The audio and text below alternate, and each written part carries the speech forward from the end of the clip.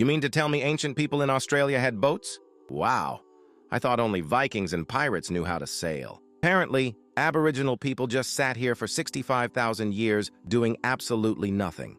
No navigation, no sea trade, no maps, just waiting for the British to arrive and teach them how to survive. Except, oops, here's the part they didn't put in your school textbooks. Aboriginal people didn't just survive, they navigated.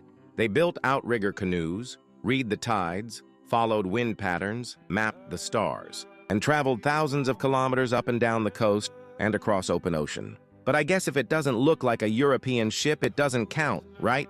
Mob were sailing between northern Australia, Papua New Guinea, and parts of Indonesia long before 1788. You ever heard of the Macassans?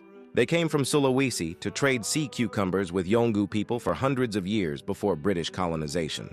There were peaceful trade deals, shared language, shared technologies, no invasion required.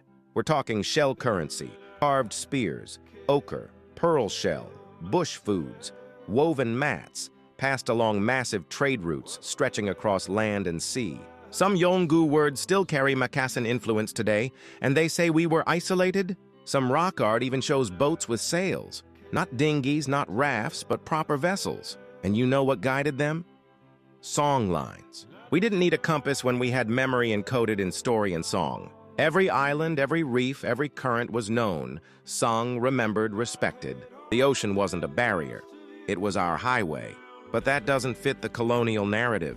Because if the world found out that Aboriginal people were building boats, creating maps, and engaging in respectful international trade, then what happens to the lie that we were primitive nomads? It crumbles. Just like the version of history they built to justify invasion. So nah, we didn't need to land on the moon. We already knew how to live with the land, the sea, and the stars. That's not luck. That's intelligence that outlasted empires.